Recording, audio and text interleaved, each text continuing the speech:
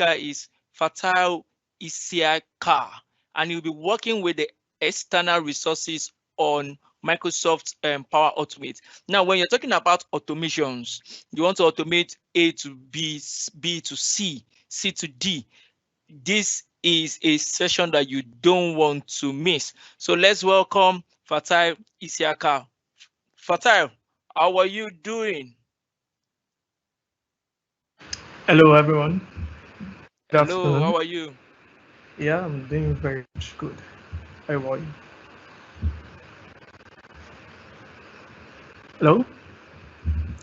You can continue. You can continue your presentation. Kindly share your screen, please. Okay, fine. 1 second, I'll do just that.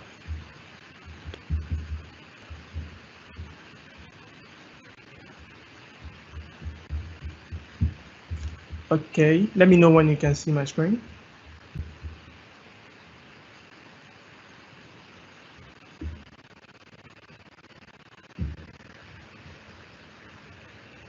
Good, we can. Thank you.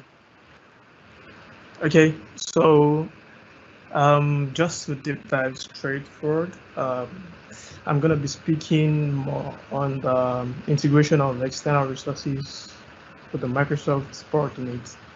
So I'm a full stack developer. I'm also a Power Platform Dynamics developer, and I'm also a trainer. So let's just shoot straight to this. So we have a couple of things we'll be talking about.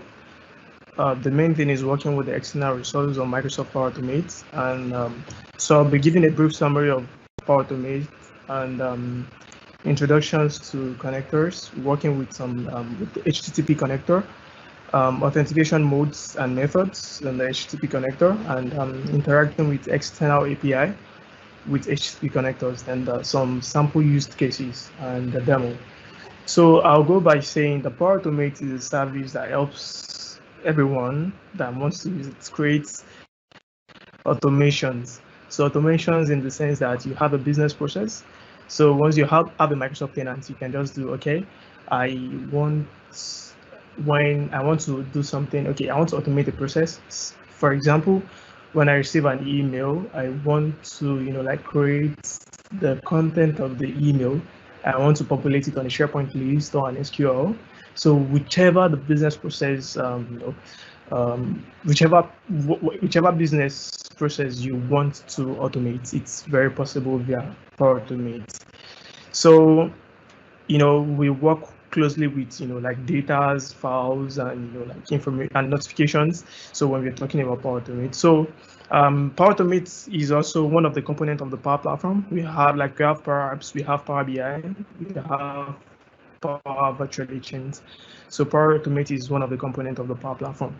So yeah, Power Automate consists of different flows. Yeah, when I say Power Automate, so before now, Power Automate was named Flow. So it was named Microsoft Flow. So, but it was later changed to Power Automate, and this is the middle now. So when we have Power Automate, we can have a different flow in the Power Automate. So, like I said, Power Automate consists of different types of flow. So we have the cloud flows, we have the desktop flows, and we have the business process flow. So we are going to be deep diving into the cloud flows. We're going to be talking more about the cloud flows. So the cloud flows has something we call triggers. So triggers is once you have an automation. Okay, we said you're going to be working on with automations basically. So automations basically need something to fire it, which is called trigger, right? And once it's fired, you need some things that needs to be executed, some things that needs to be automated, which are the actions. So we have three different kind of triggers. I mean, like events, listeners, okay, such that when something happens, the automation should fire. So we have the automated trigger. That's okay. For example, when an email comes in, or when an item is created on a SharePoint list, or when an SQL table is being populated. I'm very sorry. I hope we can hear me now. Okay, we can. We can. Yeah, We it's a can. bit of issue there. Sorry about that. So, Okay. yeah, like I was saying, I was actually talking about the types of automations we have. So I was making mention of the fact that we have the automated flow, we have the instant flow, and we have a scheduled flow. So think of a scheduled flow like you want a flow to run once in every 24 hours or 8 a.m. daily, or probably once in a week. So those kind of event listeners are there on the Power Automate as well. That like listens and waits till the time is there, then it executes, it fires off. So a Power Automate, like I said, consists of triggers and actions. So trigger, which is the event listener that listens to whatever events that's been set, probably the automation, whereby probably when an email comes in, then it fires off. Then so it consists of trigger, which is that, and the subsequent actions can be up to 500. You want to send an email, you want to populate a record on SharePoint, you want to populate a record on SQL, you want to do many other things, maybe probably like get form response or something. So whichever way. So you can have up to 500 subsequent actions currently, like as at now. So actions and triggers are actually based on connectors. So we go straight to what a connector is. So a connector is actually a wrapper around an API. So an API is application interface. So almost all the technology out there, not almost, all the technology out there, you can use Facebook, Google, LinkedIn, is built around an API. So only that you have a front end, you have an interface where you can interact, or where you can understand what is being done, and the complexity is actually being handled by the API. Think of an API like you go to facebook.com, you put your email and a password. Before then, you've actually registered on the Facebook platform. So what happens when you put your email and password and click on login? So the API actually resolves the email, compares to what we have on the database, and the password being supplied. It validates and check if it matches, then it's successful. It validates and grants you access to your profile.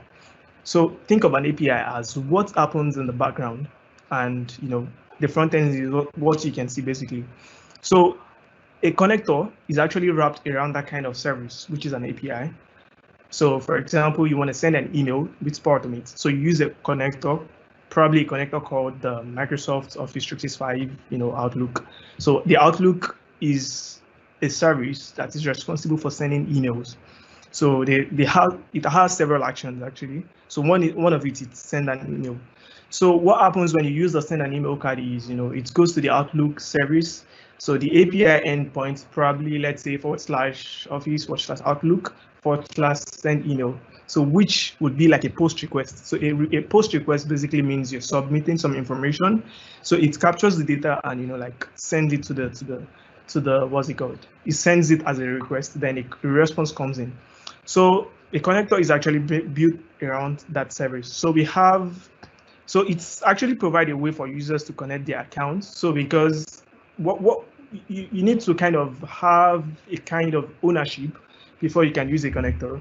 So think of it like you're using your Google service, or let's say you're using, YouTube, for example.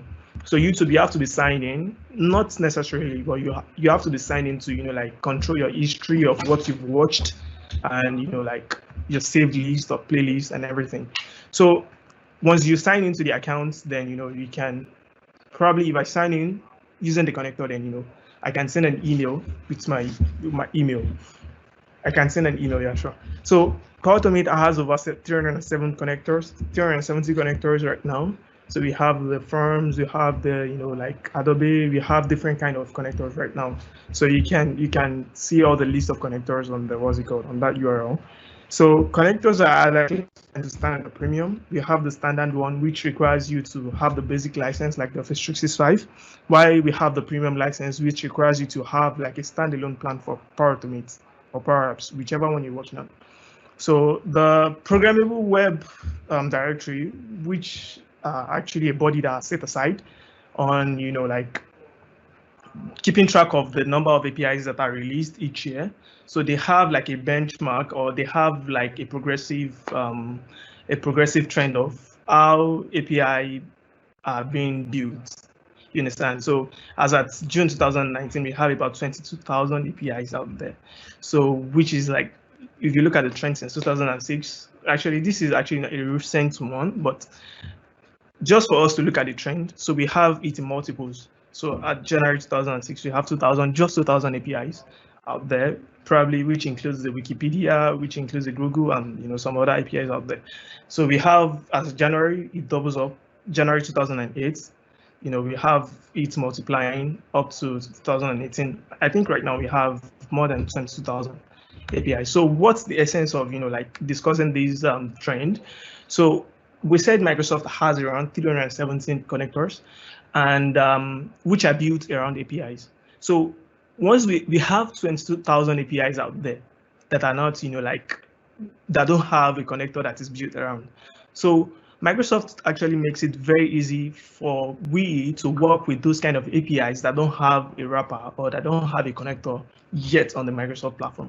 So yeah, then we come to the HTTP connector. So HTTP connector is actually a wrapper around your external API or your custom API that allows your underlying service to talk to the Microsoft Power Automate or the Microsoft Power Platform. So which is actually a very exciting feature. It's a very cool feature for us to kind of play around with. So it's recommended. This HTTP connector is actually recommended in a scenario where you're using the action in a flow. Otherwise, custom connector is advised. So what it means is, let's say you have one flow that's actually making use of like your external service. So it's advisable to use the HTTP connector. So in scenarios whereby you have multiple flows using that same resources, there is actually a feature called custom connector that you can actually build. That you can actually build around your external service, which gives you like a full-fledged overview of how to kind of like connect your resources. So HTTP connector has trigger that gives flexibility to automating as well. Probably there's actually a concept whereby you can generate what's it called, a random link. Probably when you can embed a random link in your website, on click of a button it fires a flow and like does some things. So we have different authentication modes for the HTTP connector. We have the basic client service, client certificate. We have the Active Directory. So in case you're working with some probably Graph API, Microsoft Graph API, probably Instagram API, or Facebook Graph API as well. Or the Zoho connector. Yeah. So once you're building any HTTP connector around all those services that requires you to use the Active Directories, then you can use this the authentication model. And we have one that that doesn't require any authentication model. So we have the raw headers, whereby you just pass the header probably in the query parameter or in the header what's it called, header field. So we have a couple of methods. We have the get method, which allows you to pull content from your external resources. We have post method, which allows you to post or like creates information on the databases that are connected to the what's it called, so your external service. You can put, which is update, and delete. You can delete records. So they are quite straightforward. So yeah, just like 5 steps to like get you straight to like connecting the APIs. So you choose the API you want to work with and get the documentation reference. The APIs, and you can have a very close look just to understand the concept of how each endpoints are being used, and you can pass request headers that are required or optional, whatever the case may be. You can pass the body content, you can pass the query parameters and the headers, and then I think you're done. So we have some sample use cases. You can create a flow that sends a notification when it's going to rain using the open weather map rather. So there's okay, let me just go straight, and I think after this we have the demo. Yeah, sure. So we have a couple of like I said, you have to take a close look on the API you're working with. So I took this for an example, which is the open weather API. So once you open this, you get to see, let me just navigate it so we can see it for ourselves. Hello, I hope we are here with me, just trying to double check. Hello, can someone say hi? I'm here with you. Oh, thanks. So like I was saying, so we have the open weather, so you can go through the API documentation. So I've actually gone through it. I see we can like you can call current weather data from by location, by city name, by ID, by the zip code, you understand? So now I create a flow. So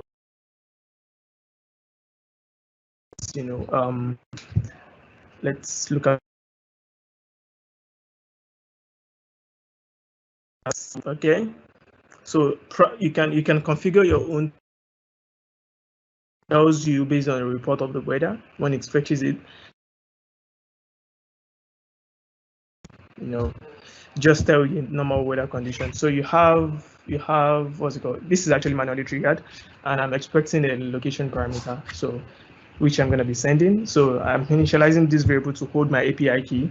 So like I said, you have to take a deep look at the API you're integrating, look at the authentication model, and then you have an overview of how, what's it called, the authentication mode. So I mentioned we have different kind of authentication model. We have none, which doesn't require any authentication. Basic, which requires some username and password. The, what's it called, the client certificate, which requires you to select like the certificates. It's you have to like provide the certificate. It's kind of closely related to the SSH concept. We have the Active Directory providing a tenant ID, which you'll be getting from the Azure Active Directory for the Graph API. In the Graph API scenario, you have the raw, where you have to pass the raw header, the authorization header. So depending on what kind of API you're integrating. So for me, you just need to pass the API ID. So that is the authentication model of this particular resource, which is the Open Weather Map. So I've created a variable that holds the API key, and the query parameter, which is this, is actually it gets the query, like the query actually get, I'm passing the location, the current location, so which I'll be imputing on triggering. So once I put the location, like it goes to the Open Weather Map to get that particular information. It gets information for that particular API. So, and this card actually plays a major role. So this fast JSON card plays a major role in what sense? In the sense that, you have response from this, like you're fetching the report of the weather. So how do you get to use the the response? So like I said, when you're making an API call, so this is basically a GET request. So when you're sending a GET request, so what happened is you're trying to get something from an endpoint, which is this endpoint. So the concept of API is you're sending a request and you're getting back a response. So how do you get to format your response, or how do you get to use your response? So this card actually helps you to structure, or to basically get your response structure in a structured way. So I think the first time you just need to run the flow, get the output from here. Let me just duplicate this. So you get the output from this, what's it called, from the body of this card. So let me just show what I mean. So once you get the output from the body of this card, so you just have to 1 second. So once you get the output from the body of this card, that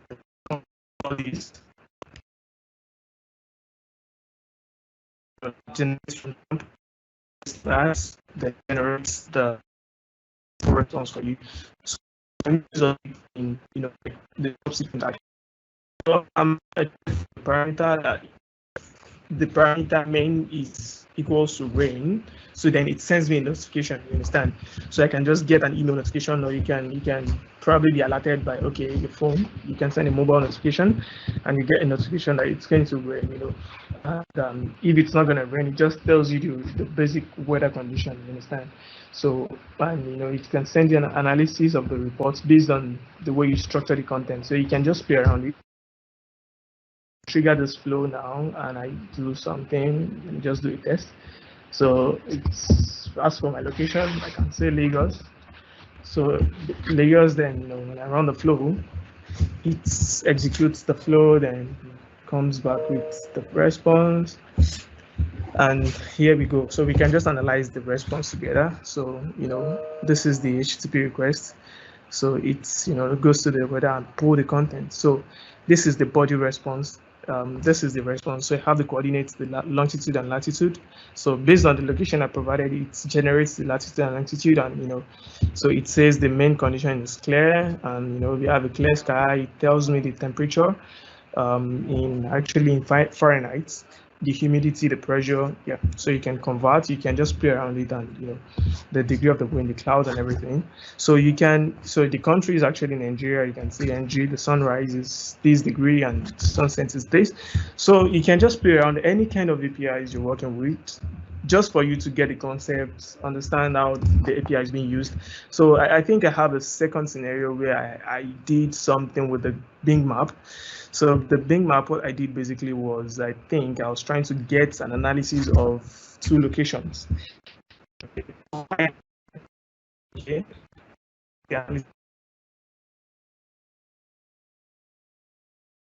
The get URL. So before now, I've actually navigated to see how the REST service is used. I mean, the Bing REST service. So how do you get started? You just come here. It tells you that what, you need, the API is, built on REST, and you can do some common tasks such as finding addresses, receiving map with a push pin and a label, and like get this. So it says the additional topic you need to do. I think so. The next thing to do is watch out for the authentication model. So for Bing, you just need to generate a Bing map API key. So Bing actually has an existing connector, but in some scenarios, the connectors might not be having enough actions. So for example, this is what I mean. So if you can just do a Google search and go to this link, just do a search that, okay, Bing map connector, Power Automate. Sorry. You can just put a docs. So it takes you to one unique, URL. So where you get to see all the available, actions for each connector. So we have the documentation for all the connectors we have in Power Automate. So yeah, this is it. But for specific for the Bing map, you have just get location by address, get by point, and get route, then get static map, then this, and that's all. So in this scenario, I'm trying to get distance or get information about two locations. So let me just trigger this flow and let's see how the report comes. So I'm triggering this flow. So I want to get information about the distance. I mean, from location A to location B, you understand? I want to get a full-fledged information from Lagos. Let me say Lagos to Abuja. So this can actually, play a huge role in different kind of scenarios. So look at this. So this is the response, and you can play around the response. So we have the distance units in seconds. Then it tells you that, okay, it's actually in kilometers. The duration is in seconds. And so let's just go through the response together. So we have the coordinates, we have the description and location, blah, blah, blah. So the name of the city is Abuja, the point, the destination. So it says the coordinates. So it just gives you all the information you need about it. So the distance it's going to take you, the distance it takes to get to Abuja, the approximate time, you understand? So it's actually saying south. So this are the direction I get. So we have this east southwest towards this road. It just takes each point, and the normal way you use your Google map. So if you probably provide a point, probably your current location and the destination, then it's pulls the information, the travel duration in seconds, it goes through all the routes, probably from Lagos to Ibadan, from Ibadan to, so you can just play around the data. So once you have the data, which is actually the most important thing, so you can just play around it, turn left to adhere this street, then, it actually gets everything, and, you can just have this analysis structured in, whichever way you want to use it in your business process. So you can just have, let's say, you want your user to go on, your employees are actually going on a trip. So you give them a form to fill. So based on the form output, you can just, okay, the what's it called? The origin and the destination. So probably they are filling the form, they provide those information. So you can just pass those information down to the flow and, give them a detailed analysis of how they're gonna, what's it called? They're gonna take the route, and everything is going to be, it's going to be seamless based on this. So you have all these, and you can utilize it in any kind of scenarios you want. So these are actually one of the simplest way of using the HTTP connector. So you just get to pull content from external resources, and that's all. Yeah. So I think right now I would like to entertain some questions and yeah.